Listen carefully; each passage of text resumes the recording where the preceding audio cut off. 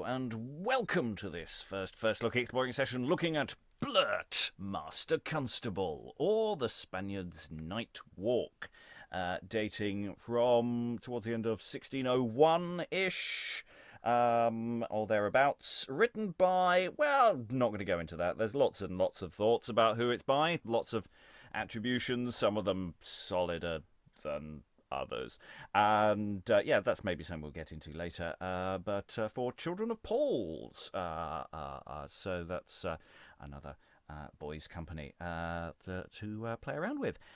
So yes, we're going to be looking through the first three or four scenes, I think, this session. Has been divided into acts by some editors, but otherwise there's, I think, 13 scenes overall through the play. Today, reading Blurt as well as Violetta is... Hello, my name's Lynn Freitas. I'm a college composition teacher coming to you from the Northwestern United States. Reading Virgilio and Dandiprat is... Briony, Sparrow, actor in Lincolnshire. Reading Pilcher and Truepenny is... That's me, in Suffolk, miscast as a boy, or two boys. Reading Camillo is... Hi, I almost switched off my video there. I'm Eric, and I'm here. Reading Hippolito and Slubber is... Hi, my name's Elizabeth Amisu, and I'm an author based in the southeast of England, and I'm going to keep my video on. Yes, it's important to be able to see Slubber because, one wouldn't want to encounter it accidentally in the dark. Reading Second Lady and Fontinell is... My name is Alexandra, and I am here for these names. Oh, there's so many good names here. Reading Lazarillo and Doyt is... Aliki, Chapple, actor and translator based in the northwest of England. And reading slightly more prosaically, First Lady is... Hello, Dan. I'm an actor based in Montpellier, France. And reading Third Lady is... Rachael, actor on the East Coast. And I'm your host, Robert Crighton. I will be reading stage directions, because that's where the action is. Quite literally, that's where otherwise you might not know what physically is happening. Anyway, differently labelled as Act 1, Scene 1, or just simply Scene 1. Enter Camillo with Violetta, Hippolito, Baptisto, Bentivoglio, I don't know who they are, and Virgilio, I suspect they don't say anything, as returning from war. Everyone with a glove in his hat, ladies with them, Doyt and Dandiprat. Everybody's on.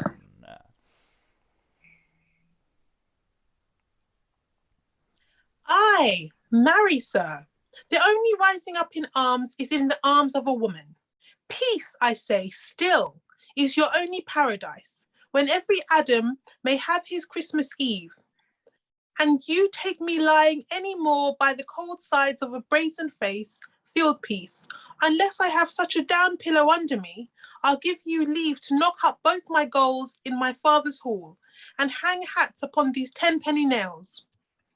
And yet, brother, when with the sharpest hooks of my wit I labored to pull you from the wars, you broke loose, like a horse that knew his own strength and vowed nothing but a man of war should back you. I have been backed since, and almost unbacked too.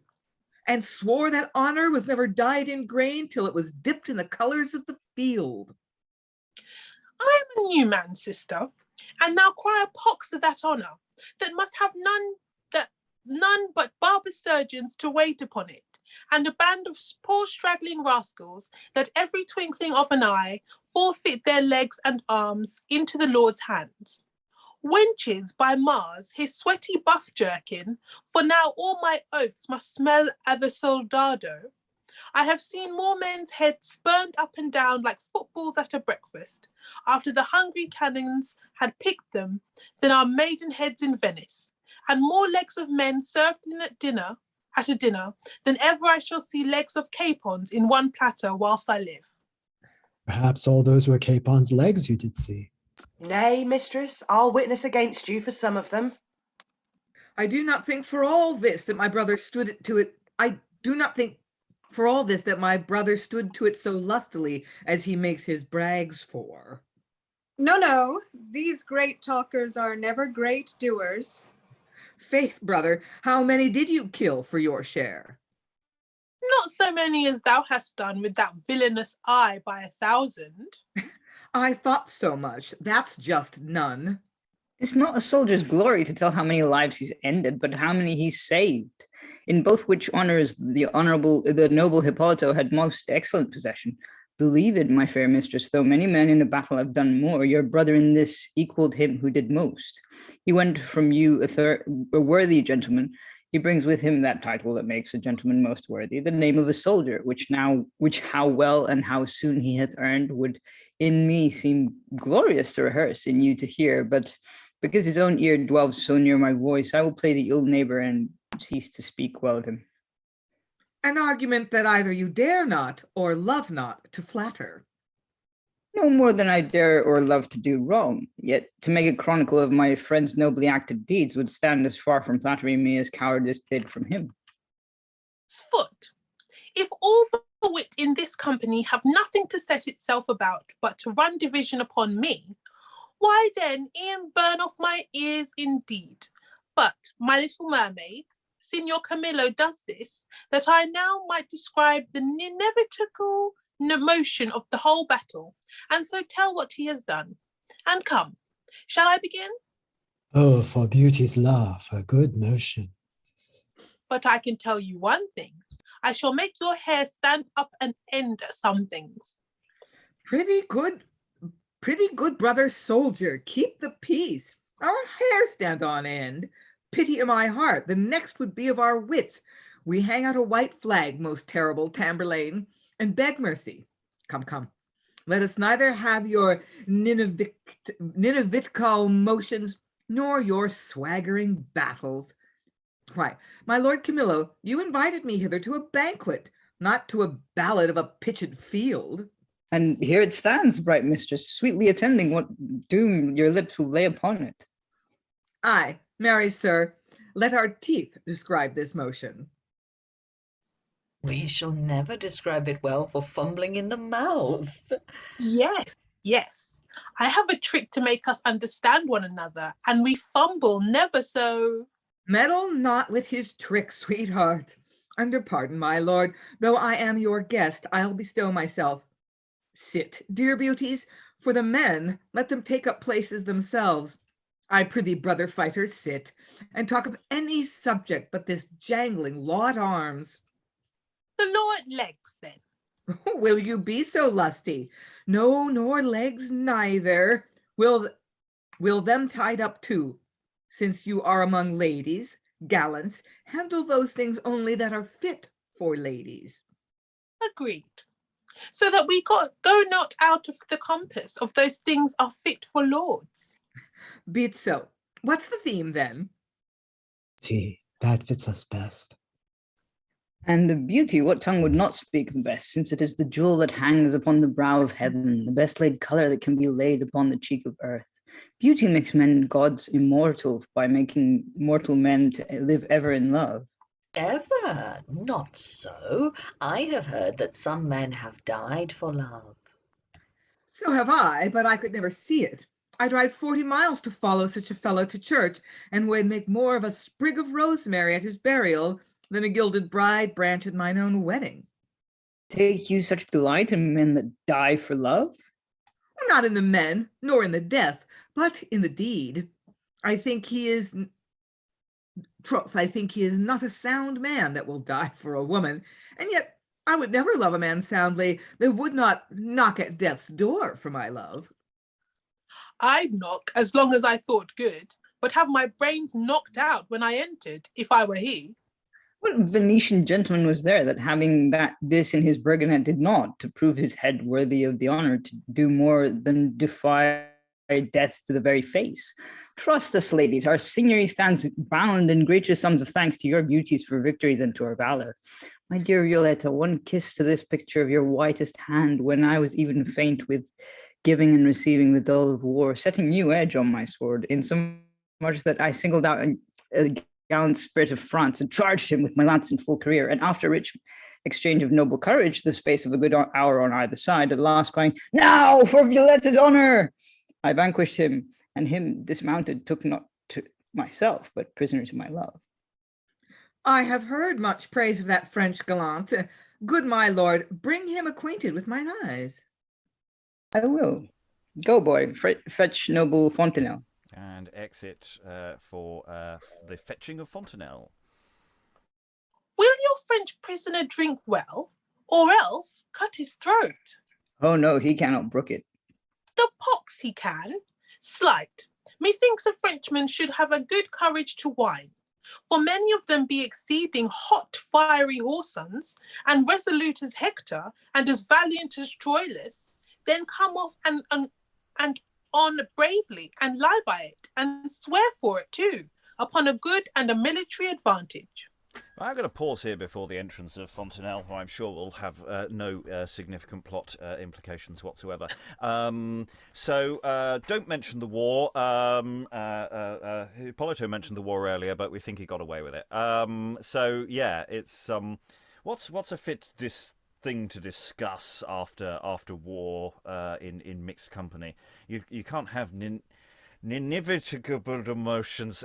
How the hell do you? That's Ninevitical motions. Yeah, that's a phrase. I'm not even quite sure precisely what that's referring to. We've been to Nineveh, but I'm trying to remember what happened in Nineveh that leads to emotion, as it were. Okay, thoughts in the room about this. There's lots of interesting stuff bouncing about. Lynn. Well, I'll just be the one to point out that the play hits the ground with a boner joke. I, Mary, sir, the only rising up in arms is in the arms of a woman. Okay, I guess we know where we are. Wow, you know what it's like sometimes. Certainly at a party, there's always one, isn't there? Yeah. My memory of parties is very dim at this point in my life. That's true, isn't it? Awkward small talk and somebody. I mean, clearly Hippolito just keeps saying the wrong thing during this particular gathering. It's like, I can tell you some really horrific things, and he said, no, can you not tell us the horrific things? Just going like, yeah, clearly. I don't think be good at reading the room. Needs to read the room. Alan. Yeah, well, we're in boys' company territory here, aren't we? So basically any line that could be as a double meaning is almost invariably going to be a dirty joke. That is true. It's third form humour again, isn't it? Well, I mean, yeah. I mean, again, we have been here a few times with these companies. Whether we can make absolute statements on that point, maybe not. But hey, we can at least make the statement. Briony. But the slightly pleasant trade-off that we do tend to get as a general rule with boys' companies, yes, there's more smutty primary school level jokes, but we've got some plenty of female characters. Who hopefully will be well fleshed out, fingers crossed. Well, yes, some of them, at least in this scene, are referenced to as first and second ladies. So I'm not holding out that much hope for them. In fact, that we ever see them again, I don't know. But yes, we have definitely got certainly in the throng of the action here. We do have Violetta. So hopefully, fingers crossed. Interesting things will happen there. Other thoughts in the room, Eric? There's just some of the lines are like, it's like knocking at death's door for someone's love, and then I'd knock as long as I thought good, but my brains would be knocked out when I entered. It's just like taking stuff to a whole new level of ridiculous. I don't know. I'm kind of enjoying this, but also kind of creeped out by all the innuendo that can be. Yeah, like I was about to die, but then thinking of you setting your edge on my sword, and I killed someone. Well, nearly. Well, yeah, but I mean, that whole little exchange is really interesting. You're right. Violetta sort of going, I really like the idea of someone dying for love. I mean, it's never really happened, and maybe, and then Camillo going on with, yeah, you spurred me on, and thinking of you, which is sort of romantic and sort of maybe isn't as well, and it's sort of it's what people think of as perhaps romantic, and maybe there's a deliberate play on that. Again, a bit early in the play to really know where tonally this is landing yet. And there's always a bit of a question about tone and context of what the scene is doing. Rachael, then Lynn. Yeah, about that little exchange. I mean, it's like a, I don't know, it's kind of like a goth teenager, what they find romantic, I guess. Like, I don't know, something like teenager-like. Yeah, they do seem reasonably hot to trot, don't they? Lynn. I just kind of want to remind everybody that the juxtaposition, indeed the identification of love and warfare is very, very common in this period. And there's a play I'm not allowed to mention. It's like throughout, that metaphor is used throughout. And when we've read Taming of a Shrew, the military metaphors are all over the place. In fact, the woman's prize, which is the subtitle, is a military term. Prize is specifically a war captive. It doesn't have the more general meaning in this period that we have now. So for us, this sort of apposition of love and war may seem really weird and awkward, but it was super commonplace in this period. Other thoughts before we move on? We're mid-scene. We're just talking about a prize being a person. We're about to encounter that person in just a moment. Any other thoughts before we move on? Eric's sort of tentatively waving. Go, Eric. Yeah, I was going to mention Geronimo because we do get that metaphor used a lot in there too. Well, pretty much any play almost that sort of talks about love with soldiers, and it just has this thing of, yes, we shall be conquered. But there's kind of, just curious, like, obviously they walked into a banquet, or like they're sort of, Camillo has invited all these people for dinner. Is that what's going on? And then they just decide to talk about the war that they experienced a few months ago, presumably, or whatever. It just seems like, yeah, it feels I'm like just intrigued. Welcome home party from, we've just done the war thing. We're all back home. Let's do some flirting. Post-war flirting. Yes, of course, we get callbacks to, we were already talking about Nineveh, about whether that's a theatrical callback or what kind of theatrical callback. We also have our popular favourite, of course, Tamburlaine. Everyone knows about Tamburlaine. References to the white flag. You really don't want to wait for the next flag in Tamburlaine. Stick with the white flag and go from that. If you get to the black flag, not good things are going to happen. I think that's the system. Anyway, let us carry on. So they've sent off for Fontinell. Let's find out what this group of people are going to find with Fontinell. Enter Fontinell. Prithee, have done. Here comes the prisoner. My lord Camillo, is this the gentleman whose valor, by your valor, is subdued? It is, fair lady, and I yield him up to be your beauty's worthy prisoner. Lord Fontinell, think your captivity happy in this. She that hath conquered me receives my conquest as my love's fair fee. Fair stranger, droop not, since the chance of war brings to the soldier death, restraint, and scars.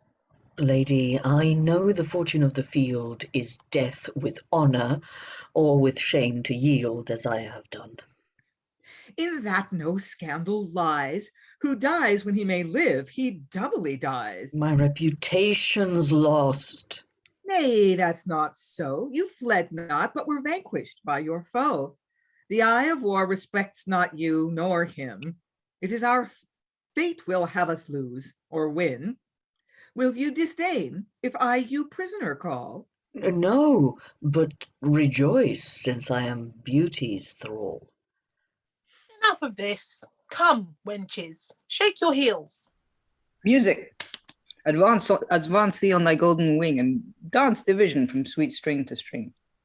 Camillo, I shall curb thy tyranny in making me that lady's prisoner. She has an angel's body, but within it her coy heart says there lies a heart of flint. And there's music for a measure. Whilst Fontinell speaks, they dance a strain. Such beauty, be my jailer, a heavenly hell, the darkest dungeon which spite can devise to throw this carcass in. Her glorious eyes can make as lightsome as the fairest chamber in Palace Louvre. Come, captivity, and chain me to her looks. How am I tossed, being twice in mind as twice in body lost? And Violetta, on a sudden, breaks off. The rest stand talking. Not the measure out, fair mistress? No, fair servant, not to measure out. I have on the sudden a foolish desire to be out of the measure. What breeds that desire? Nay, I hope it is no breeding matter. Tush, by my maidenhead I will not. The music likes me not. And I have a shoe wrings me of the heart. Besides, I have a woman's reason. I will not dance because I will not dance. Prithee, dear hero, take my prisoner there into the measure. Fie, I cannot abide to see a man sad or idle. I'll be out once, as the music is in mine ear. Lady, bid him whose heart no sorrow feels tickle the rushes with his wanton heels. I have too much lead at mine. I'll make it light How? by a nimble dance. You hit it right. Your keeper bids you dance. Then I obey. My heart, I feel, grows light. It melts away. They dance. Violetta stands by, marking Fontinell. In troth, a very pretty Frenchman. The carriage of his body likes me well. So does his footing, so does his face, so does his eye above his face, so does himself, above all that can be above himself. Camillo, thou hast played a foolish part. Thy prisoner makes a slave of thy love's heart. Shall Camillo then sing willow, willow, willow? Not for the world, no. No, my French prisoner, I will use thee, Cupid knows how, and teach thee to fall into the hands of a woman. If I do not feed thee with fair looks, ne'er let me live. If thou gett'st out of my fingers till I have thy very heart, ne'er let me love. Nothing but thy life will serve my turn. And how otherwise I'll plague thee, monsieur? You and I'll deal. Only this, because I'll be sure he shall not start. I'll lock him in a little low room besides himself, where his wanton eye shall see neither sun nor moon. So the dance is done, and my heart has done her worst, made me love. Farewell, my lord, I have much haste. You have many thanks. I am angered a little, but am greatly pleased. If you wonder that I take this strange leave, excuse it thus, that women are strange fools and will take anything. And exit Violetta. Tricks, tricks, Kerry Merry Buff. How now, lad, in a trance? Strange farewell. After dear Hippolito, who what amazes love of joy and woe. Exeunt Camillo and Hippolito. Strange frenzy. After wretched Fontinell. Oh, what a heaven is love! Oh, what a hell! And exit. End of scene. So, it would be fair to say that two people are quite keen on each other, in a slightly undeclared kind of way, except to the audience. Oh yeah, the audience knows. The audience knows this situation might be getting awkward. Might be some awkwardness coming on. But yeah, they sit definitely they're very keen. Yeah, the carriage of his body, his footing, his face, his art. Yeah, he's quite keen. Yeah, all a bit flushed now, a bit flustered. But Violetta is totally not going to get carried away with that. She's going to just use it to flirt with him and make Camillo jealous. She's totally not going to fall madly in love. Absolutely not. Yeah, it's Yeah, just a yeah. thing. It's absolutely, it'll be fine. It will be fine. Yeah. Yeah, thank you, Aliki, because I'm not really wasn't really clear to me reading it what is going on with Violetta. Is she in love with Fontinell? Or no? Is she saying no? It's just an infatuation. And I'm going to abuse him and tease him, but I'm going to go back to. I'm not even sure she knows. Yeah, I would say deluding herself quite massively would be where I'd go with that. Yeah, I think absolutely. Yeah, you keep telling yourself that, Violetta. You keep telling yourself that. Yeah, fun monologue for an actor, though. Really, lots going on there. Well, I think that both their exchanges to the Order of Fontinells as well is really interesting. You know, Fontinell's only just been briefly introduced. It's prisoner, doesn't have much control over where their life is going. I mean, this is not a safe course of action to be taking for someone who really needs to rely on the good favors of the person who captured you. And you know that you know I won here. I give my prisoner to you, my love. I mean. You know, maybe some jewelry. You know, maybe you know, some maybe nice something flowers. else. Yeah, you know, if you give someone a gift, you can't complain if they then play with it. Eric.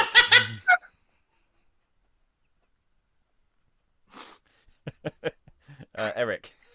I was gonna say this is reminding me a bit of the sort of I put it in the chat. It reminds me of the sequence in England set in in Fortunatus, old Fortunatus, where you've got like sort of everyone drooling over the princess of England, going, "Oh yes, she's gorgeous and wonderful," and then sort of she keeps plotting to sort of not fall in love with them and use them and abuse them emotionally, which kind of. Well, as we know, backfires. You can go see it on our YouTube or podcast. I don't know. And yeah, it also reminded me a bit. I think it's Humor Out of Mirth, or one of the Johnson plays, but I don't know if it's one of the humorous plays anyway by Johnson. You've got this kind of sort of payback kind of thing, punishing people for being likable. Yeah. Other thoughts from the room? Who wants to leap in on it? Because we've got a measure. We've got some dancing, you know. So they got to do a bit of sexy dancing time. And the dancing is a visual thing. You get to watch Fontinell dance. So, you know, there's an aesthetic thing going on here. And again, Alexandra. Yeah, on that exactly. There's an aesthetic thing going on, and there's also a very interesting thing to do with power and with agency, because what happens a little earlier is I think it's Violetta, or it might be one of the other ladies, who invites Fontinell to dance. He says, "No, I'm really not feeling it," and then he has to dance because it is imposed by his captor, by Violetta, but he has to dance with another lady, so the amount of power she has to kind of go, "You take him to the dance floor, I'm gonna watch," and just, you know, measure him up and down, and yeah, I like him. And then I don't think that Violetta isn't aware of what is going on, of the fact that she's falling in love, because some of her lines in that speech, "Camillo, thou hast played a foolish part. Thy prisoner makes a slave of thy love's heart. My heart has," a little later, it's "my heart has done her worst, made me in love." So, you know, it's I don't think she's fooling herself at all. But what I really love is she sort of comes to that realization, the second line, and then immediately goes, "Right, I'm going. That's it." She runs out, and after her runs Hippolito, and after him Camillo, and after him Fontinell. So, you know, there's a splendid little moment that can be constructed there, sort of directorially, that works in any era. Yeah, and you know, and that little you're right. That little exchange with Fontinell and the First Lady, you know, so I'll you know, nimble dance, I'll make it light. But then the line, "Your keeper bids you dance." That's a really interesting line to be using. I mean, even the character who's just called First Lady. There's something really interesting going on there. Even with those little exchanges. For the audience and not automatically for a character thing. So yeah, strange frenzy indeed. Any other thoughts in the room before we move into a new scene? Eric. This can't possibly go wrong. No, I'm sure it'll all be fine. Sure, it'll all be happy and cheerful and dandy. And so yeah, let's move on to a new scene then. Act 1, Scene 2, or running Scene 2. Enter Lazarillo, melancholy, and Pilcher, his boy. Boy, I am melancholy because I burn. And I am melancholy because I'm a cold. I pine away with the desire of flesh. It's neither flesh nor fish that I pine for, but for both. Pilcher, Cupid hath got me a stomach, and I long for laced mutton. Plain mutton without a lace would serve me. For as your tame monkey is your only best and most only beast to your Spanish lady, or as your tobacco is your only smoker of way of rheum and all other rheumatic diseases, or as your Irish louse does bite most naturally 14 weeks after the change of your saffron-seamed shirt, or as the commodities which are set out of the Low Countries and put in vessels called Mother Cornelius's dry fats are most common in France, so it pleaseth the destinies that I should thirst to drink out of a most sweet Italian vessel, being a Spaniard. What vessel is that, senor? A woman, Pilcher, the moist-handed Madonna Imperia, a most rare and divine creature. Most rascally damned courtesan. Boy, hast thou foraged the country for a new lodging, for I have sworn to lay my bones in this chitty of Venice. Any man that sees us will swear that we shall both lay our bones, and nothing but bones, when we stalk here longer. They tell me, senor, I must go to the constable, and he is to see you lodged. Inquire for that busy member of the chitty. Enter Doyt and Dandiprat passing over the stage. I will. And here come a leash of informers. Save you, plump youths. And thee, my lean stripling? Which is the constable's house? That at the sign of the round bill. Farewell. Why, and farewell. The rogue's made of pie crust, he's so short. The officious gentleman inherits here. Knock, or enter, and let thy voice pull him out by the ears. And he knocks. Slid, Dandiprat, this is the Spanish Curtal that in the last battle fled 20 miles ere he looked behind him. Doyt, he did the wiser, but, sirrah, this block shall be a rare threshold for us to whet our wits upon. Come, let's about our business, and if here we find him at our return, he shall find us this month in knavery. And exuent Doyt and Dandiprat weirdly doubled. I apologise for that. That was quite confusing. That was just cock up, not no other reason. Okay, so we've got a relationship we've seen before. We've really been here before. The master who has their obsessions, and the servant who's going, where are we getting the next meal from? Yes. I am hungry. My feet are tired. Why can't we do? But I'm in love. Yeah, I'm hungry. So yeah, this is very, very common material. But yeah, it's a really nice thing. They've got a great opening gambit. It's really like, I'm melancholic as I burn. I'm melancholic as I'm cold. Lynn. Yeah, so not only does this poor servant not have enough to eat, which we find out later in the exchanges, like, but he doesn't have, his clothes are also inadequate. He's just like, he's cold because he's underdressed, and I'm cold and I'm hungry. I'm tired. And Lazarillo, I'm not sure how far the innuendo goes with some of that, but it does sound quite rude where his desires are going, doesn't it? He would like to drink out of an Italian vessel. That's what I heard. Yep. Possibly an Italian vestal. Yes.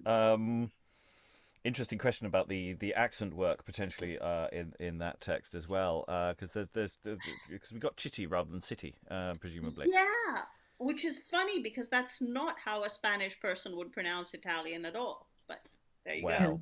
Yeah. Since when have the foreign accents have necessarily quite matched the place they're supposed to be from? The Frenchman who seems to be bordering Italy and Spain. So why should this character make any more logical sense? Okay, I pause mid just to mark that, and also to just get over that odd, weird doubling. So Doyt and Dandiprat thankfully have exited, leaving us with Pilcher and Lazarillo still on stage. What ho? Nobody speaks. Where dwells the constable? Enter Blurt and Slubber the beadle. Here dwells a constable. Call assistants. Give them my full charge. Raise if you see cause. Now, sir, what are you? Follower to that Spanish leather gentleman. And what are you, sir, that you cry out upon me? Look to his tools. Why, what are you, sir? Speak what you are. I charge you, what are you? Most clear mirror of magistrates, I am servitor to God Mars. No, for your serving a god I am not to meddle. Why did you raise me? I desire to have a wide room in your favor. Sweet blood, cast away your name upon me, for I know neither you by your face nor by your voice. It may be so, sir. I have two voices in any company. One as I am Master Constable, another as I am Blurt, and a third as I am Blurt, Master Constable. I understand. You are a mighty pillar or post in this chitty. I am a poor post, but not to stand at every man's door without my bench of billmen. I am, for a better, the Duke's own image, and charge you, in his name, to obey me. I do so. I am to stand, sir, in any bawdy house or sink of wickedness. I am the Duke's own grace, and in any fray or resurrection, I am to bestir my stumps as well as he. I charge you, know this staff. Turn the arms to him. Upon this may I lean, and no man say blacks my eye. Oh, whosoever says you have a black eye is a camouche. Most great Blurt, I do unpenthouse the roof of my carcass and touch the knee of thy office in Spanish compliment. I desire to sojourn in your chitty. Sir, for fault of a better, I am to charge you not to keep us soldiering in our city without a precept. Besides, by my office, I am to search and examine you. Have you the Duke's hand to pass? Signor, no. I have the General's hand at large and all his fingers. Except it be for the general good of the Commonwealth. The General cannot lead you up and down our city.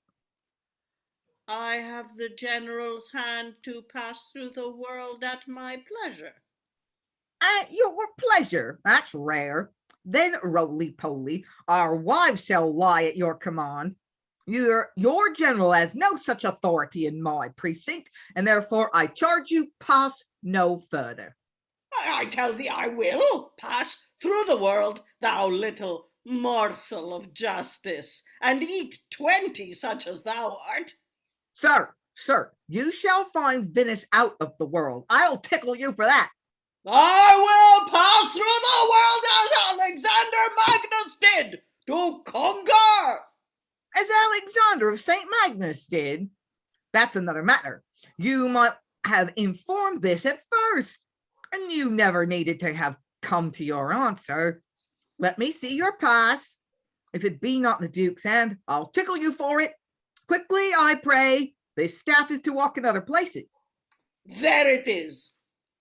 Slubber, read it over. Read it yourself, or what Besonian is that? This is my clerk, sir. He has been clerk to a good many bonds and bills of mine. I keep him only to read, for I cannot. My office will not let me. Why'd you put on your spectacles then? To see that he read right. How now, Slubber, is it the Duke's hand? I'll tickle him else. Mass, 'tis not like his hand. Look well, the Duke has a wart on the back of his hand. He is none, on my word, Master Constable, but a little blot. Blot? Let's see. Oh, that stands for the wart. You not see the trick of that? Stay. If there is a little prick in his hand, for the Duke's hand has a prick in it when I was with him, with opening oysters. Yes, Mass, here's one. Besides, 'tis a goodly great long hand. So has the Duke a goodly huge hand. I have shook him by it, God forgive me, 10,000 times. He must pass like Alexander of St. Magnus. Well, sir, 'tis your duty to stand bare. The Duke has sent his fist to me, and were I a Jew if I should shrink for it. I obey, you must pass. But pray, take heed with what dice you pass. I mean, what company, for Satan is most busy where he finds one like himself. Your name, sir. And we're going to pause before we go into the question of names, as we have been introduced to our title character, who has comic business going on here, and certain logics, certain recursions of speech. What are you? Speak. What are you? Charge you. What are you? Constantly going around. And just really nice logic to some of the things of going, I'm going to hand my stuff to him to read. Then why are you putting your spectacles on? Well, so I can see him reading.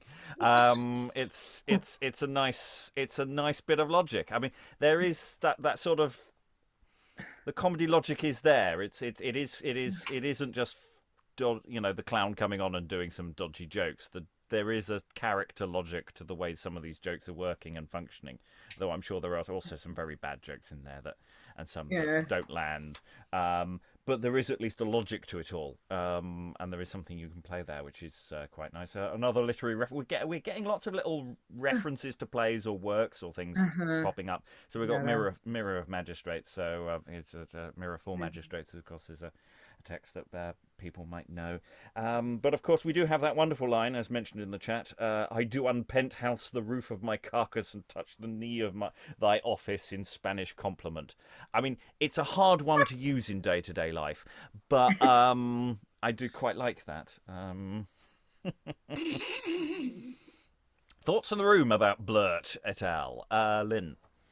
Yeah, so the conflation of literal hand and handwriting, that gag, I mean, it's a joke-shaped object,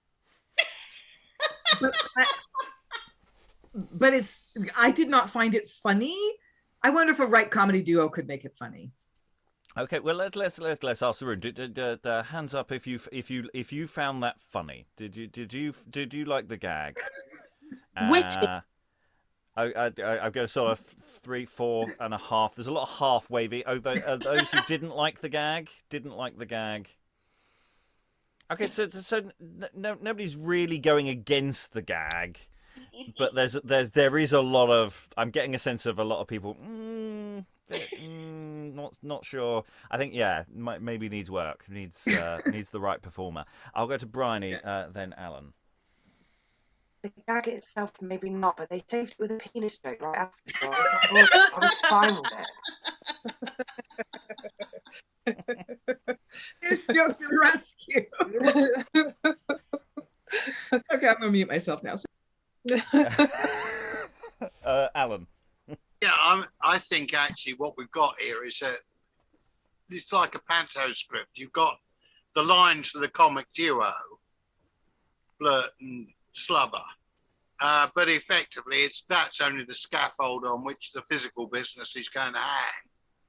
And I suspect this would probably be quite a busy one. And I'm almost picturing a Laurel and Hardy type setup for the two characters. And because they're using Lazarillo and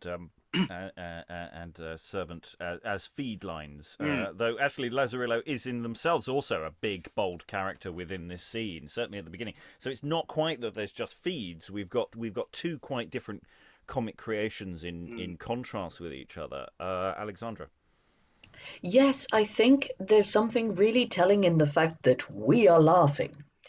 With jokes that are not necessarily any better than other jokes in other plays. It's the way in which things are put together and constructed. The fact that you've got these very clearly delineated and sort of illustrated characters interacting in ways that we are finding funny without having spent time, preparing and rehearsing this, I think speaks to the fact that if, as a production, you were to do that, you could make it very successful, this scene. Yes, and it's not inherently original in any stretch of the imagination. But then, who cares? All that matters is really if it works. So we've got these big bold characters. We've got the sort of attack that Lazarillo has to give all the time. It's like there's no holding a quarter. No, he is a servitor to God Mars. It's not just I'm here on my holiday and just, can I have somewhere to stay? He's on a mission all the time. He's never off. Eric. Yeah, I like how he's being constructed as this sort of like probably maybe not macho, but he's trying to be macho, sort of like I will pass through the world, that little morsel of justice and so on. But then like sort of we've been told before his entrance that that's the Spanish guy who ran from the battle when it started last time we saw it, and it's just sort of I don't know. I like how all the ways it could be played. Yes, in that sense, the entrance and exit briefly of Doyt and Dandiprat is just for that context, isn't it? It's just going, oh, it's those guys. Audience, do you get? This is the archetype that's at work here. You may recognise him from such productions as Aliki. Yeah, that's all I was going to say. It's that archetype, the one that in Commedia dell'arte is the Capitano. He's got a great big nose, and he's always, I'm the best soldier, I'm the best soldier. Is that a sword? Eek! Run away! Yes, we've seen it in Thersites. We've seen it in lots and lots and lots of plays over the time. Lynn. Yeah, it's from the classical tradition, Miles Glorioso. Any other thoughts? Otherwise, we'll continue the scene because I paused mid-flow, as it were. So Blurt was about to ask Lazarillo who they were. Lazarillo de Tormes in Castilla, cousin German to the Adolando of Spain. Are you so, sir? God's blessing on your heart. Your name again, sir, if it be not too tedious for you. Lazarillo de Tormes in Castilla, cousin German to the Spanish Adelanto. I warrant he's a great man in his own country. As a good name, Slubber, set it down. Right. Lazarus in torment at the castle, and a cousin German at the sign of Fontinell Diddle in Spain. Sir, you are engrossed. You must give my officer a groat. It's nothing to me, senor. I will cancel when it comes to a sum. Well, sir, he shall give you an item for it. Make a bill, and he'll tear it, he says. Most admirable Blurt, I am a man of war and profess fighting. I charge you in the Duke's name, keep the peace. By your sweet favour, most dear Blurt, you charge too fast. I am a hanger-on upon Mars, and have a few crowns. Do, his own and mine. And desire you to point out a fair lodging for me and my train. 'Tis my office, Signor, to take up men a nights, but if you will, my maids shall take you up a mornings, since you profess fighting. I will commit you, Signor, to mine own house. But will you pitch and pay, and will your worship run? I scorn to run from the face of Thamur-Kham. And, sir, you mean not to run? Signor, no. Bear witness, Slubber, that his answer is, Signor, no. Now, if he runs upon the score, I have him straight upon Signor, no. This is my house. Signor, enter. March! Excellent Blurt. Attend, Pilcher. And exeunt Lazarillo, thank goodness, because of my awkward doubling. Blurt and Slubber. Enter Doyt and Dandiprat. Upon your trencher, Signor, most hungrily. Now, sir, where's thy master? Constable has pressed him. What, for a soldier? Aye, for a soldier. But here he'll go, I think. Indeed, he and I shall press the constable. No matter, squeeze him and leave no more liquor in him than in a dried neat's tongue. Sirrah, Thingut, what's thy name? I name you Chops. Why, I am the blood of the Pilchers. Nay, Sfoot, if one should kill thee, he could not be hanged for't, for he would shed no blood. There's none in thee. Pilcher, thou'rt a most pitiful dried one. I wonder thy master does not slice thee and swallow thee for anchovies. He wants wine, boy, to swallow me down, for he wants money to swallow down wine. But farewell, I must dog my master. As long as thou dogst a Spaniard, thou'lt never be fatter. But stay, our haste is as great as thine, yet to endear ourselves into thy lean acquaintance. Cry, Revo, ho! Laugh and be fat, and for joy that we are met, we'll meet and be merry. Sing! I'll make us lift to squeak. And I! And I, for my profession is to shift as well as you. Hem! And because it's a boys' company play, they sing. There's music. We don't know what the song is. So, song there. Insert. Discuss. What meat eats the Spaniard? Dried pilchers and poor John. Alas, thou art almost marred. My cheeks are fallen and gone. Wouldst thou not leap at a piece of meat? Oh, how do my teeth do water I could eat? For the heavens, my flesh is almost gone, with eating of Pilcher and poor John. Exeunt. And I think I'm wrong. I think that's the lyrics to the song, isn't Yeah. it? That felt like a song. Spread across the parts. So unless you felt it didn't feel dialogue-y to me at all, it felt like a song. So It's okay. a call and response song. Yeah, it is, absolutely. Another reference to plays in there. We've got this lengthy name of Lazarillo, this long, expansive name, which is hopefully not too tedious, and it's said twice to set up the joke of mishearing it, that Blurt isn't quite taking that in very well, is he? And I do love Lazarillo's "My Train," all of him, All of him. Yeah. My the small attendant. boy that I have with me. Yeah. I was thinking exactly that. One sort of underfed, underdressed. One scrawny My sub-teenager. Yes, because he is explicitly spoken as sort of being shallow-faced, or that he's clearly not only is he complaining about not being fed, that he's lean stripling. That it's got to be the smallest, thinnest boy that you've got in the company. Poor lad.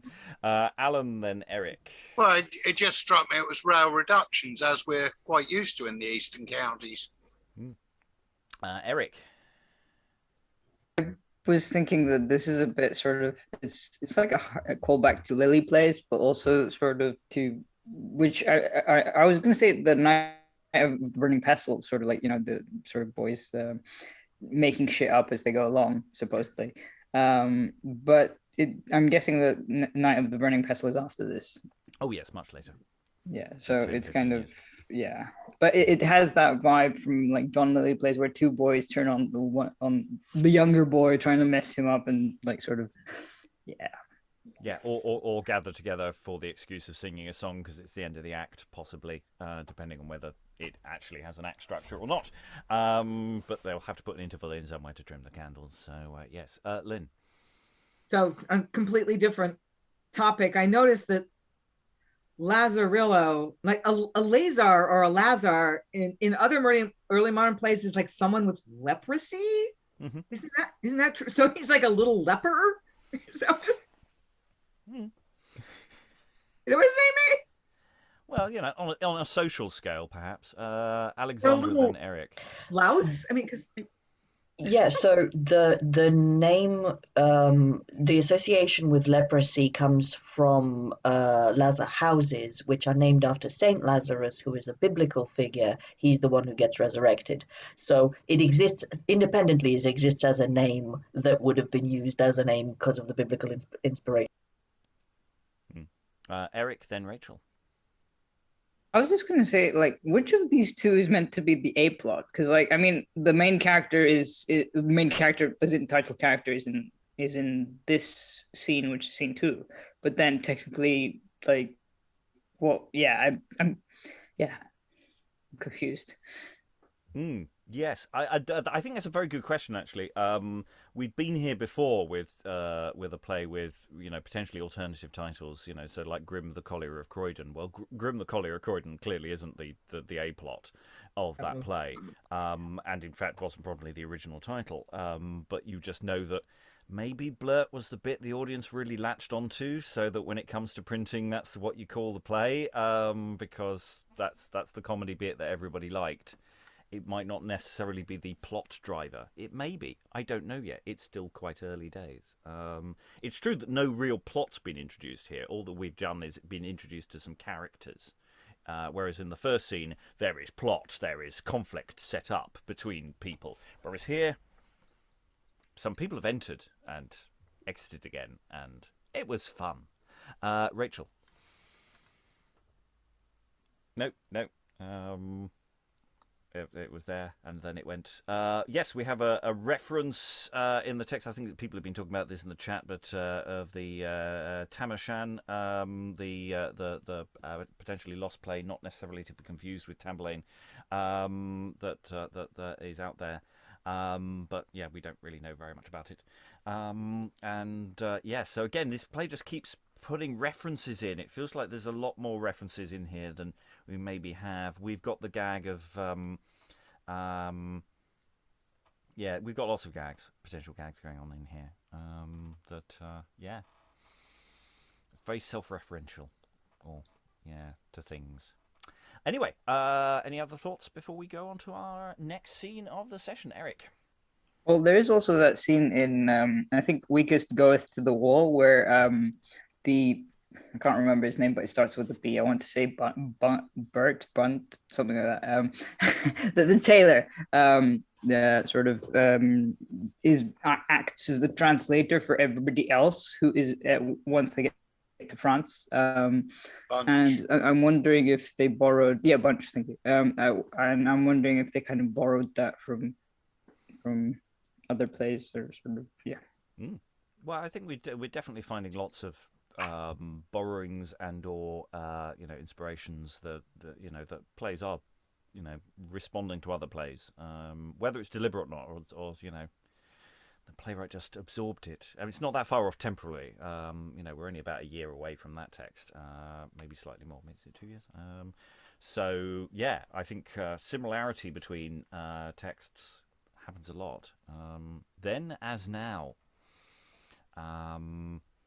If only because the commissioners turn around and say, "Hey, remember that thing that went really well last season? Could you do it again, please? Slightly differently, just slightly differently. If you like this, you'll love this." Analytics, early modern analytics. That's what leads to this kind of thing.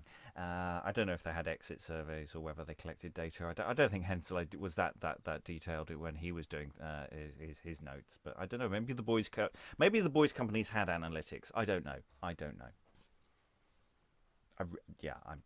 okay. That riff has gone nowhere. So we'll move on to what's called Act 2, Scene 1, or running Scene 3. Enter Fontinell from tennis, and Truepenny with him. Am I so happy then? Nay, sweet monsieur. Oh boy, thou hast new winged my captive soul. Now to my fortune all the fates may yield, for I have won where first I lost the field. Aye, sir, did my mistress prick you with the Spanish needle of her love before I summoned you from her to this parley? Doubt'st thou that, boy? Of mine honesty I doubt extremely, for I cannot see a little God's token upon thee. There is as much difference between you and a lover as between a cuckold and a unicorn. Why, boy? For you do not wear a pair of ruffled, frowning, ungartered stockings like a gallant that hides his small timbered legs with a quail-pied boot. Your hose stands upon too many points, and are not troubled with that falling sickness which follows pale, meagre, miserable, melancholy lovers. Your hands are not groping continually. Where, my little observer? In your greasy pockets, sir, like one that wants a cloak for the rain and yet is still weather-beaten. Your hat nor head are not of the true hay-ho block, for it should be broad-brimmed, limber like the skin of a white pudding when the meat is out, the facing fatty, the felt dusty and not entered into any band. But your hat is of the nature of a loose, light, heavy-swelling wench, too straight-laced. I tell you, monsieur, a lover should be all loose from the sole of the foot rising upward, and from the bases all confined to the slop falling downwards.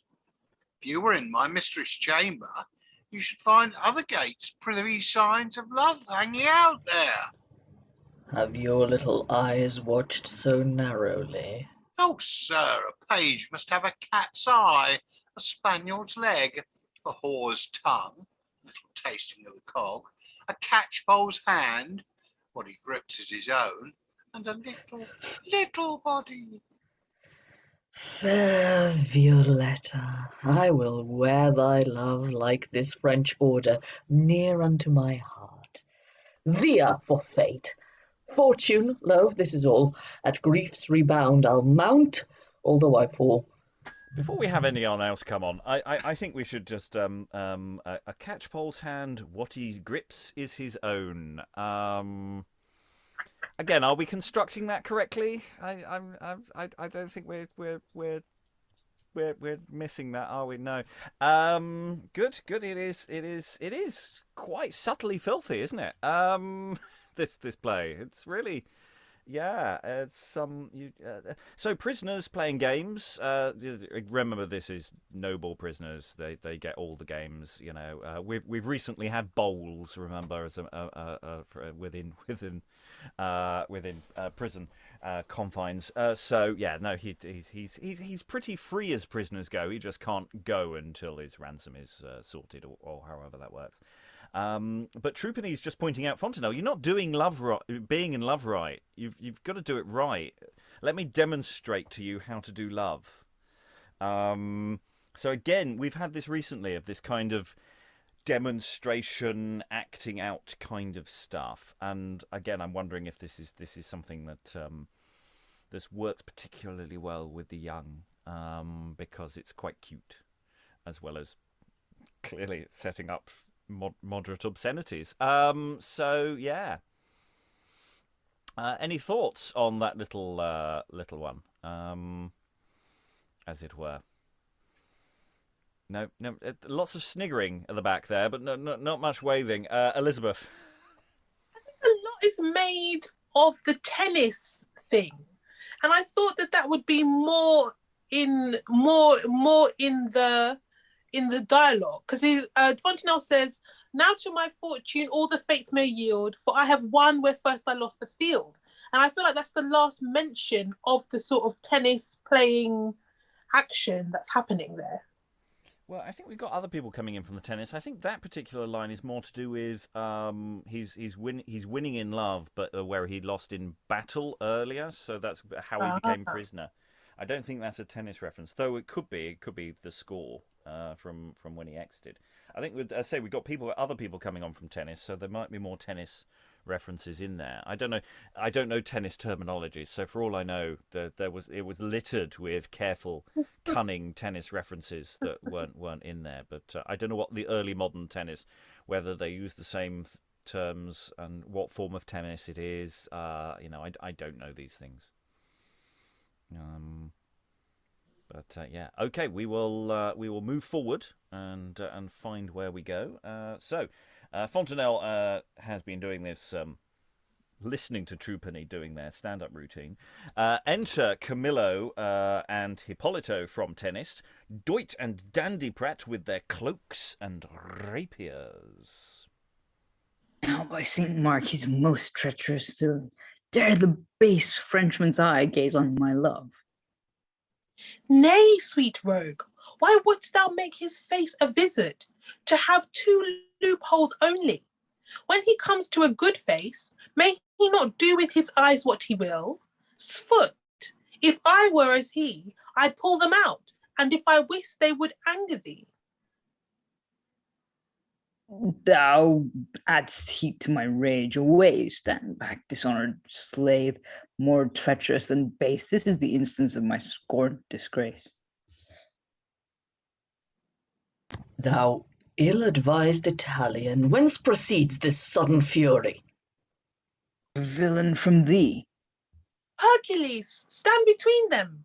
Villain! By my blood, I am as freeborn as your Venice Duke. Villain, Saint Denis, and my life to boot. Thy lips shall kiss this pavement, or my foot.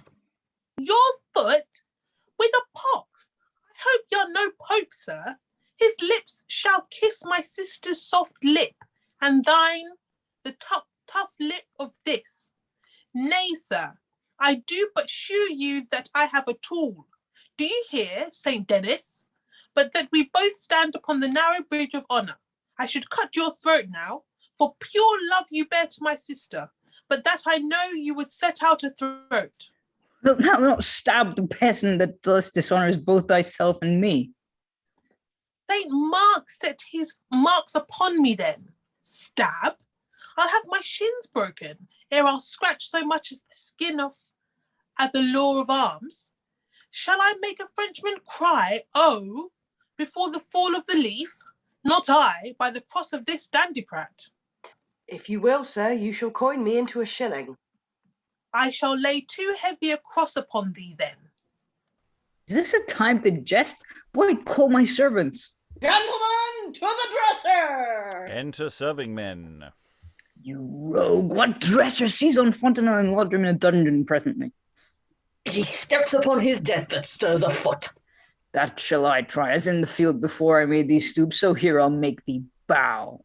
Thou playedst the soldier then, the villain now. Camillo and his men set upon him, get him down, and disweapon him, and hold him fast. Treacherous Italians! Ill him to dungeon. There, if your thoughts can apprehend the form of Violetta, dote on her rare feature. Or if your proud flesh with a sparing diet can still retain her swelling spritefulness, then court instead of her the croaking vermin that people that most solitary vault. But sirrah, Camillo, wilt thou play the wise and venerable bearded master constable, and commit him indeed, because he would be meddling in thy precinct, and will not put off the cap of his love to the brown bill of thy desires? Well, thou hast given the law of arms a broken pate already. Therefore, if thou wilt needs turn broker and be a cutthroat too, do. For my part, I'll go get a sweet ball and wash my hands of it. Away with him, my life shall answer it.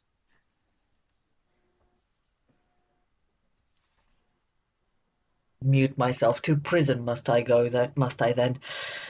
Well, I will go, and with a light-winged spirit insult or woe, for in the darkest hell on earth I'll find her fair idea to content my mind.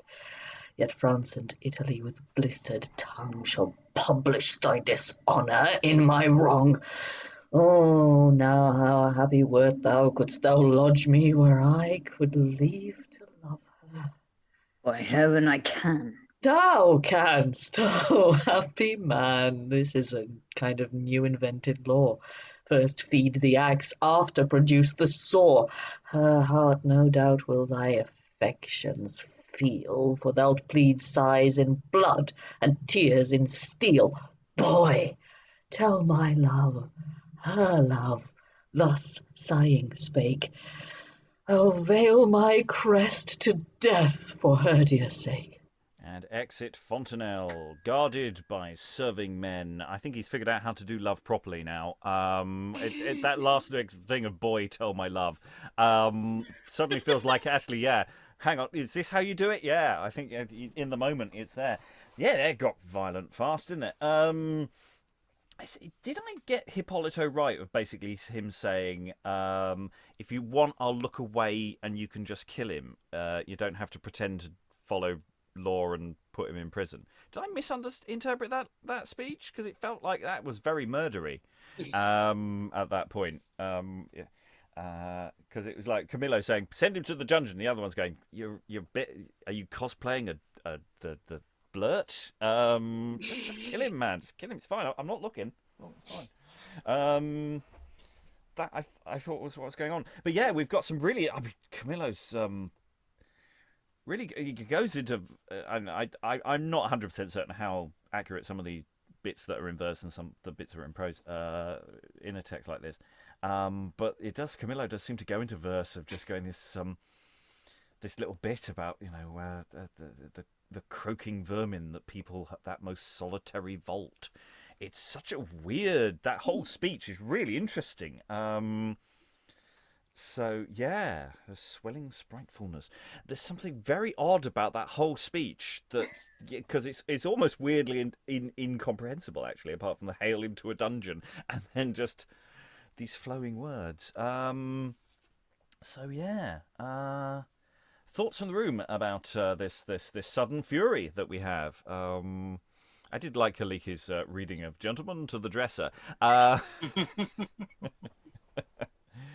that moment. Rachael.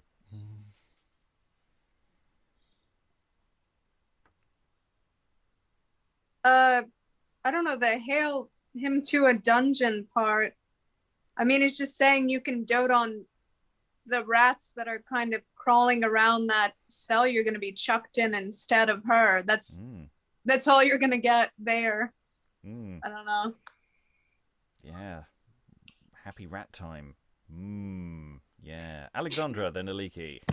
I'm just bringing into the video our conversation from the chat about how when Camillo and Hippolito come from tennis, the stage direction says that the servants carry their cloaks and rapiers. And then there's a fight, so you've got a wonderful opportunity for a fabulous looking rapier and cloak fight. Or alternatively, the other stage direction, which is that everyone sets upon Fontinell, get him down and disweapon him. So, there's a setup for, oh my gosh, this is going to be it's going to be an epic fight, and it's going to look fabulous. And no, he's on the ground. That's it. Yeah, it's it could be both. I mean, you can have a big sword fight before the pulling him down. It does depend, I suppose, on your rehearsal time, whether you feel how hungover everyone is that day, how far you go, whether you just grab him and fling him down to the ground, whether there's been an argument amongst the company. There's all sorts of options there. I'll go back to Alexandra before Aliki. Yeah, that's my point. Just that it sets itself up for either, which is fantastic. Aliki, then Dan. So just because I can't resist saying it, I think that whole speech of Camillo's starting hail him to a dungeon is weird because it's trying to stick in as many dirty jokes as it possibly can. And so it says things like, proud flesh because it wants us to think proud flesh. Right? Not whatever metaphor that's all about. That's all. Yeah. Okay. We're going down the it is. I mean, it's there. I didn't put it there. Okay. Dan, then Eric. It's a pretty obvious point, I think, but just the idea that they're coming back from tennis, I think that it's meant to be playing, everything after that is meant to be playing on that aspect, like all the, I guess, the back and forth with it. So I wouldn't be surprised if it was possibly intended to be staged, like just the fact that they were coming back from having played tennis. Now we're going to play, I guess, stage our fight in some sort of way that mirrors that. Yeah, the way it bounces back and forth, and yeah, it's we were saying earlier that this scene can't this situation can't go bad, can't see anything going wrong here. It goes wrong pretty damn quickly, actually. It's just you looking at my yeah, wrong, yeah, kill him, hurt him, tennis. Eric.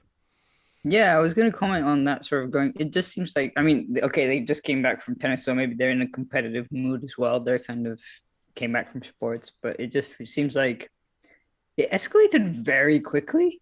Like they went from, just looking at each other to going, "Villain, I will kill you," and all that stuff. And it's kind of like, it seems true to life, kind of, in terms of how quickly violence can occur. Well, I think they come in full of violence. It's they only see Fontinell when he steps forward and says, "Oh, why are you angry? Ah! You bumf." So it feels like that's how it proceeds. Rachael.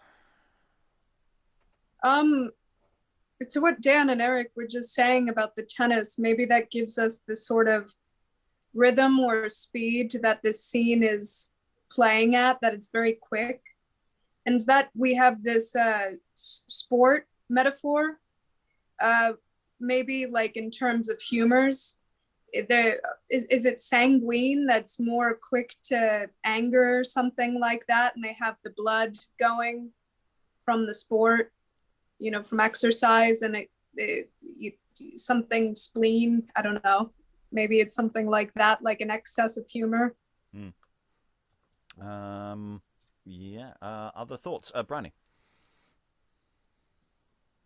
Yeah, just thinking on the tennis thing and what Alexandra was saying about the, when the audience see these two people come on with cloaks and rapiers and they think, we've got a good fight coming up. And then instead it's just a messy beating with tennis rackets. Just for comedy value, I don't know. Well, I was thinking a tennis racket would be a good way of immobilizing a sword, because you can get the sword end, you can pull it over the sword end and sort of and hogging it down.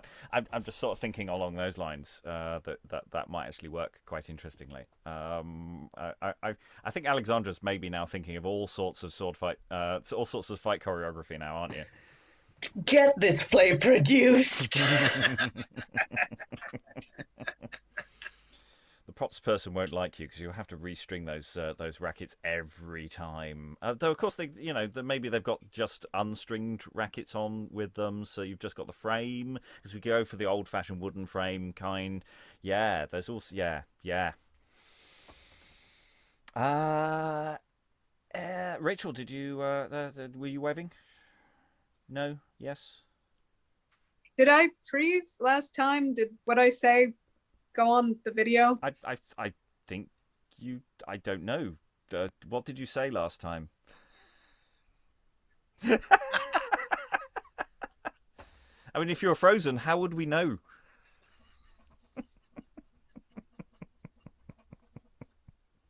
Okay. Put it in the chat. If no one recognises it, say it later. We've got a little bit more scene to go before we close. So Fontinell having sort of caught, because we got that little bit at the end as well. So, he's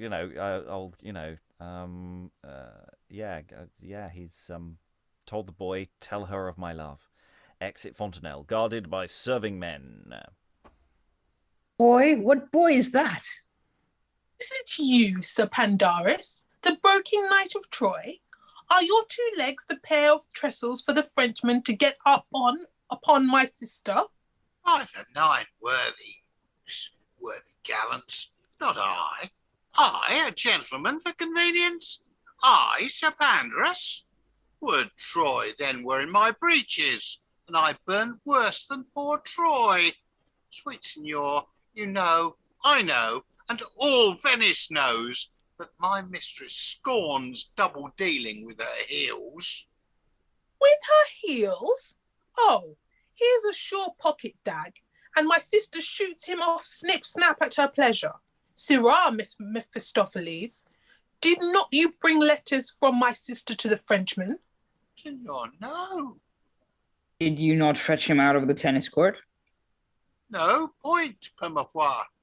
You see, I have many tongues to speak for me. Did not he follow your crackship at a bet given? Ita, true, certes, he spied, and I spitting thus, went thus. But were stayed thus. You hold on my side, and therefore I must needs stick to you. 'Tis true, I going, he followed, and following, fingered me, just as your worship does now.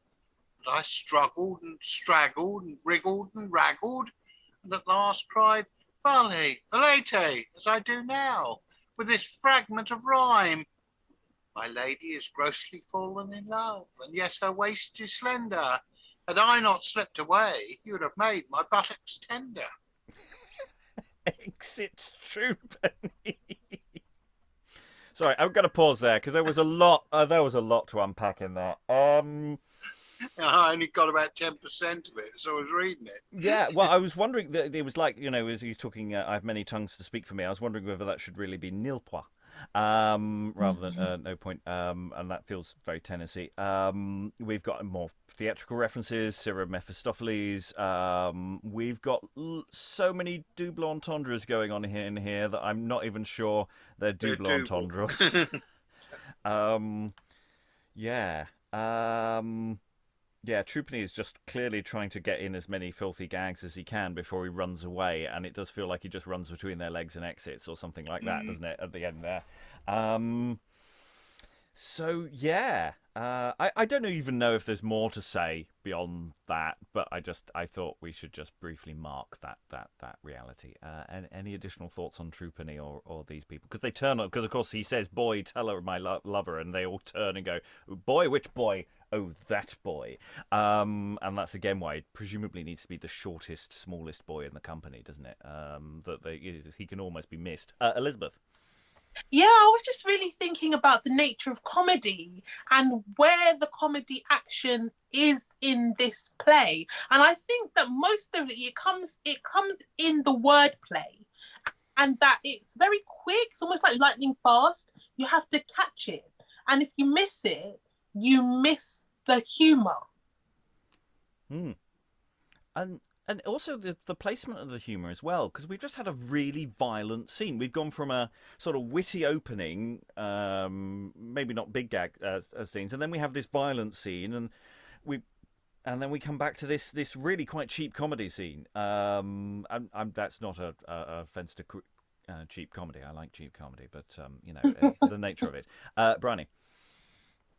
I agree with what Elizabeth's saying, but I think that one of the things that makes it so easy to miss as well is that there is so much physical stuff going on too, as well as this wordplay. But yeah, I think it's also amazing that something, and it has perfectly innocent meanings. And I am 35 years old, but I will never fail to laugh at somebody being fingered. It's too funny. Good.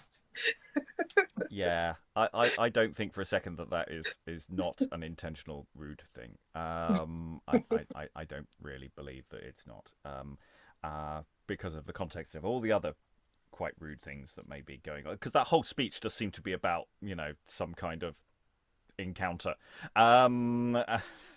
between him and his master, which is again leading us all down all sorts of interesting questions and paths about what boys' companies sort of represent. Eric. I'm just wondering about because it sounds a bit cartoonish in that, like, did you not fetch him out of the tennis court? And then Truepenny explains, and then did he not follow your crack ship? And then it sounds like I spitting thus, he demonstrates, went thus, and then Hippolito goes, but we're stayed thus. It just seems like sort of, oh yeah, we stopped you now, we've got you now, kind of thing. And then Truepenny does the speech and it sort of runs off at the same time. It just kind of, it reminded me of cartoons where they're not supposed to do things and just do them anyway. Yeah, and it's this thing of the excuse. He's saying, well, we left together. It was a coincidence. He was leaving, I was leaving. Were we leaving together? Well, I'm here with you, and does that mean I'm standing next to you? Mean I'm with you? So he's playing word games to get out of it, and he's certainly trying to bamboozle them as he gets as close to the door as he can, because of course these are quite violent people. Aliki. Yeah, and I think it's quite vivid. I mean, he has to be struggling and straggling and wriggling, caught by the ear, and he's far enough away at the end to say, "My lady is grossly fallen in love, and yet her waist is slender. Had I not slipped away, you would have made my buttocks tender." It's really you can fairly easily plot that out to the lines.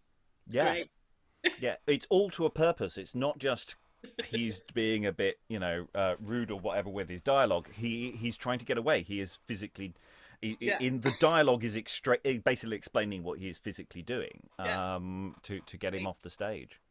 Yeah, absolutely. Alan. There's almost a temptation to, as he runs off, going, nah, nah, nah, nah, nah.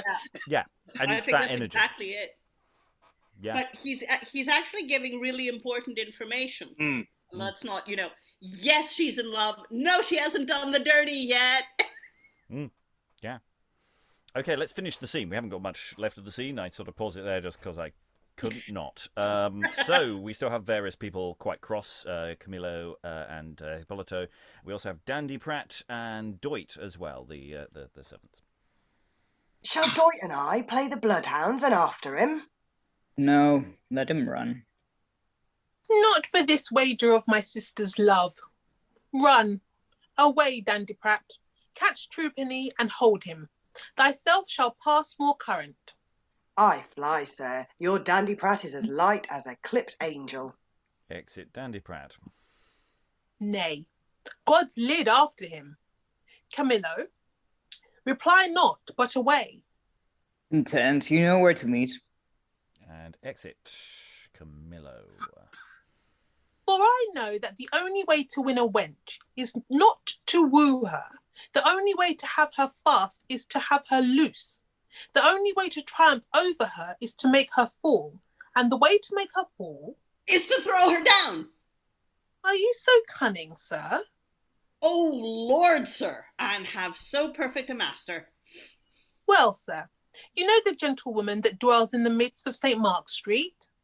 Midst of St. Mark Street, sir? A pox on you, the flea-bitten faced lady. Oh, sir, the freckled-cheeked Madonna. I know her, senor, as well. Not as I do, I hope, sir. No, sir, I'd be loath to have such inward acquaintance with her as you have.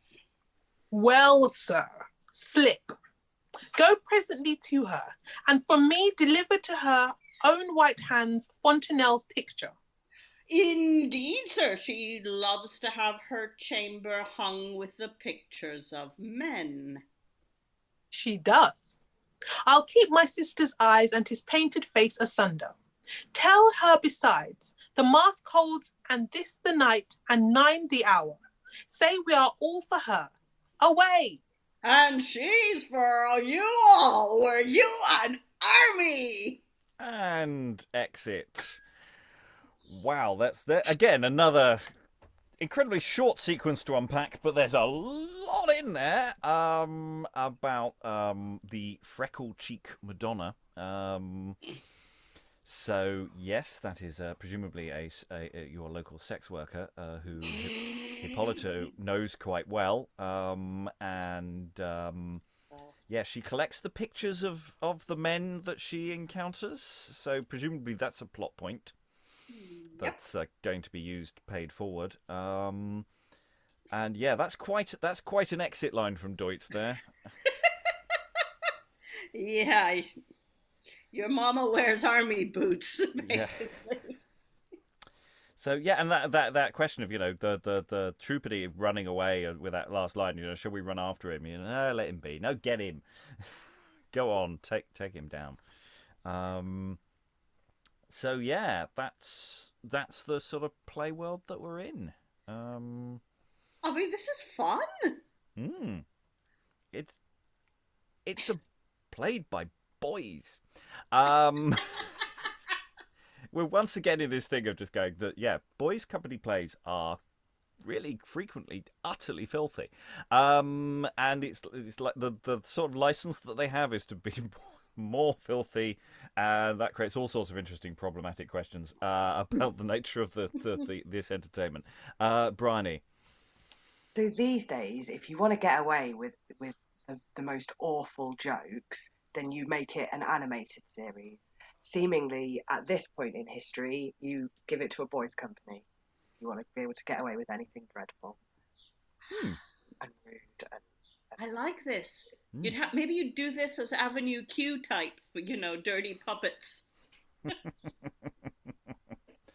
Yeah, no, I think that's a really good analogy. That this is the universe that you play it for. This is the audience that you're playing for as well. I mean, there's a really interesting question about what the audience is here for these plays. And yeah, I mean, we've done a lot of the plays that are coming up chronologically in the future already. So we're sort of entering the start point of a world that we've already entered before. But it's it's interesting to come into this sort of re-emergence of boys' companies around this time. Eric? I'm just interested in the fact that they don't seem to like. Who does Truepenny work for? Is he working for Violetta, or is he working for Camillo and Hippolito? Because it just seems like they kind of went, wait, your loyalties are sort of don't align with the rest of us, basically. And yeah, it just kind of seems interesting as to who he's promised his sort of faith to. I think I think other people may have the answer to that. I'll go to Alan, then Aliki. I think he's probably part of Violetta's household. Yeah, and has been assigned by her to keep an eye on quotes prisoner who she's got the hots for. Aliki. But being Violetta's page might mean that he's being paid by Hippolito, because Violetta, as an unmarried woman, wouldn't have control over her own money. Yeah. Where does his ultimate loyalties lie? And just because Fontinell's a prisoner doesn't necessarily mean he doesn't have some access to some sort of cash as well. That's not, there's the way the being a prisoner of a very noble very high noble status. There's all sorts of interesting ambiguities about actually how much of a prisoner you really are, and actually, do you still have access to certain services and amenities out there? Other thoughts before we drift into final thoughts about the play overall? Any final thoughts about this scene or these characters? Doyt and Dandiprat. I don't know if they've come into focus as individuals yet. They are serving functions. They're interesting. They all these servants seem to have an interesting life of their own. They have an energy to them. I think there's definitely something to play there.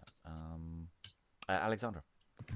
Yes, and I think on further analysis we would find within the sort of what is currently the general mass of servants in the household, that actually, if you look at them in detail, they are also quite distinctively contoured. They're just not as obviously differentiated as Blurt is from Lazarillo, but they are still kind of, they have clarity to them, even though they're sort of contoured within, as we've just discussed, in the confines of commedia, of being those kind of servants. I just wanted to draw attention to this I think you mentioned it earlier, Rob, but now that we've reached the end of the scene, this last scene has gone very roller coastery. It went from sort of Fontinell hearing from Violetta's servant some sort of confirmation from Truepenny, some sort of confirmation that oh, you like her, she likes you too, and then that conversation went in the direction of dirty jokes about him not being an adequate lover, which gets sort of smashed right into by the entrance of Camillo and Hippolito, who are in an aggressive mood, and then that fight happens or doesn't happen, and then becomes the scene continues and becomes this sort of comical chase the little servant around moment. And then he goes, and we have the jokes with the other servants. So and the setup with the other servants, with Doyt specifically, about okay, so the next plot point is I'm going to make some other woman interested in him and treat her with. It's very interesting. I know that the way to win a wench is not to woo her. Treat her with distance, and that's how I will triumph over her, by making her fall. How? But it's setting you up for, I want to know what's coming up next. Yes, we've got this reference to the mask holds, and this the night, 9 the hour. We have a date, a time, and an occasion. So there's going to be some sort of mask going on. So that's something to look forward to next time, because we've got to have some kind of music to close the act. That's the rule. That's the law. There's got to be some singing and dancing before we finish this act, if indeed the act division is accurate in this version. Okay, we're going to go to final thoughts now. Go around the room. We're about a third of the way through the play. It's not a long play as they go from the period. I mean, it's not short. I mean, I'm sure it'll fill a good 2 hours maybe and a bit, depending on how fast it plays. We've got a lot of comedy, but we also have, quite serious stuff going on in the A plot.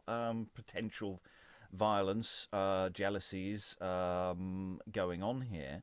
But yeah, just a lot of wit and a lot of bounce and a lot of just filth. Yeah, thoughts from the room. I'll go to Briony first. Any final thoughts about the play so far? I don't know if it's just because I've had a bit of a break, but again, it's similar to last week, where I'm still really trying to find my footing and work out where we are. But there's a lot of fun, whether I'm understanding all of it or not. There's an element of fun that has survived in these characters and these words that I'm enjoying.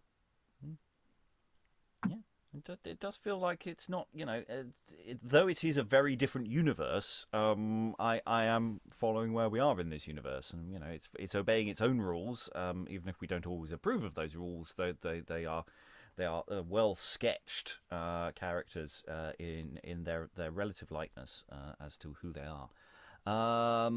Elizabeth, any final thoughts? I really agree with Briony. I feel like this one is it's going to take me a little while to get into. I think by the end of the second session, I think that there'll be a stronger sense of the kind of comedy that it is. But I did think it was good that it doesn't seem to derive that much of its hilarity from foreign accents and foreign pronunciations and xenophobia. So I thought that was one thing it has going for it. But then it does have some very, very dodgy concepts around gender and gender interactions, which I thought were a little bit problematic, and we might have to take a blue pencil to.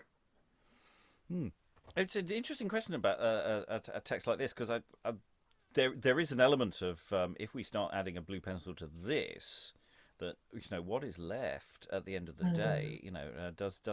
Do we just have to accept that this is a world that is doing this kind of business and frame it correctly, and or where do we draw the line? Who is saying what and for why? Comes into it. Rachael, any final thoughts? uh, I've really just been paying attention to the humor because I wasn't really sure where.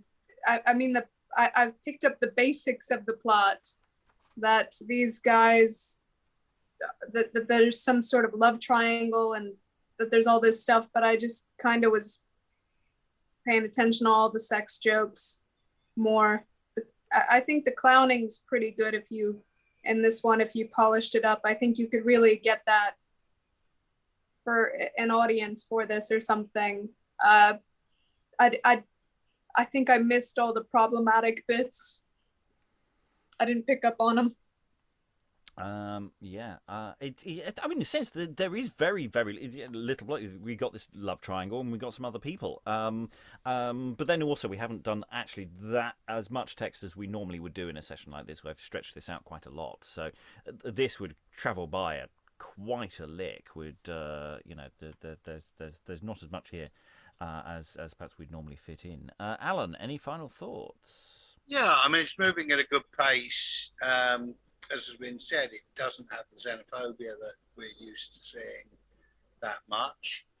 I think there'll be one hell of a lot of physical business going on, particularly the scene involving the boys trying to escape the clutches of the older courtier types. One thing I was puzzling about was this issue about the Fontinell's picture. And I have a feeling there may be missing stage directions earlier on when Fontinell is dragged away, whether in fact what he's done is passed a picture of himself to Truepenny to pass on to his mistress. And that's effectively being confiscated by Hippolito, who is then going to pass it on to his fancy woman in the town. I think if that was the case, he would have referenced, the getting of Truepenny would be more important. I think presumably he just had there is a picture going around. There might be more to that than meets the eye, but I think it's more just plot convenience. There's a picture of him somewhere. one way will be if he's got a miniature of himself, which he's sending via Truepenny to Violetta. And it's then removed, which will give you an additional bit of physical business when he's basically being nabbed by Hippolito. Eric, any final thoughts? I was just thinking about the sort of reversals that we've seen, because you've got sort of at the beginning of the first act and first scene, you've got this whole thing of let's not talk about the war, and then they spend the entire thing talking about war and sex jokes. Then sort of in this section, it's kind of like the one that gets angry first is Camillo, and then as soon as he calms down, sort of is almost ready to give up, seemingly, Hippolito goes he starts. I don't know. It's like they're exchanging energy, kind of I don't know. It's just an interesting sort of thing where Hippolito is picking up Camillo's energy, but a bit later, or Camillo is picking up Hippolito's energy, and vice versa. Dan, any final thoughts? Yes, this is a play that I've always wanted to read, even though I'd already studied without actually reading the play.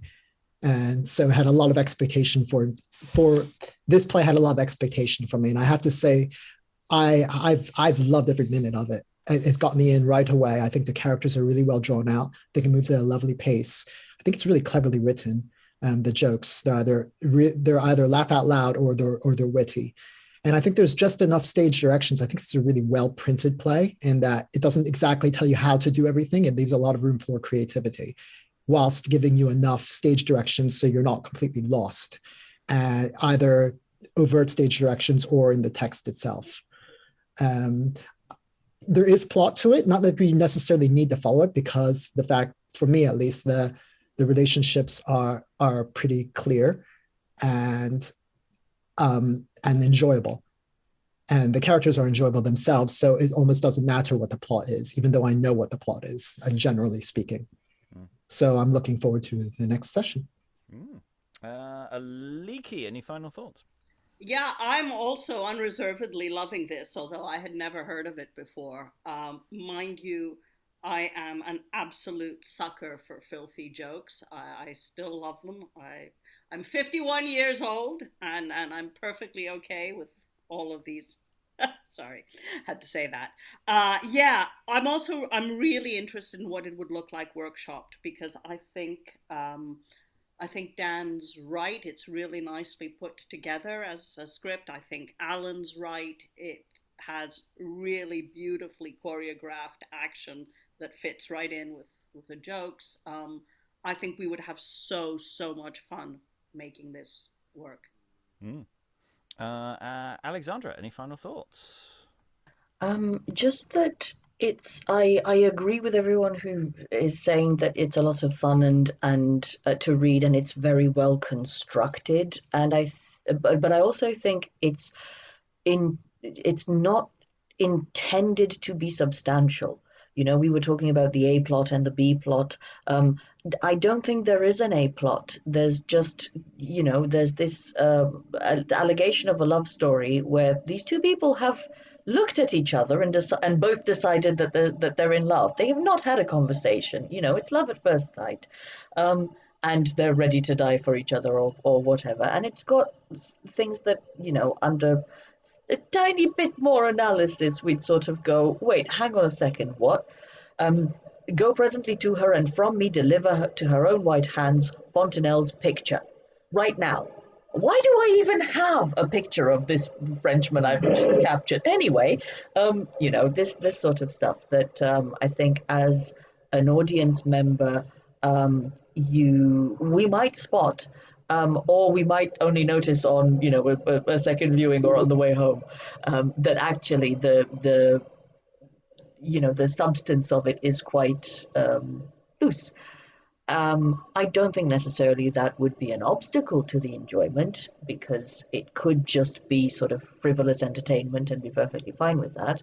But I think with the enormous amount of sex jokes that it is composed of, the job would be making this play about more than that. In what way do you, as a production, make this not 2 hours of sex jokes? I don't see a problem with that as its entirety. I mean, that's my entire career. That really actually isn't my entire career, but I couldn't resist saying that. There's entire films framed around these kinds of all jokes about something, subject matter the entire time. Either that's your thing or not your thing, I think. I think we may find some hidden shallows in here, but we'll see. I think there is going to be spoilers, some development of plot. Things may get a bit more complicated, but I suspect not that much more complicated. We shall see. Until we find out what happens next time. I think I've gone around the room. All that remains is to thank all these wonderful readers for all their wonderful reading. Thank you very much, and goodbye. Bye. My sister shoots him off snip snap at her pleasure.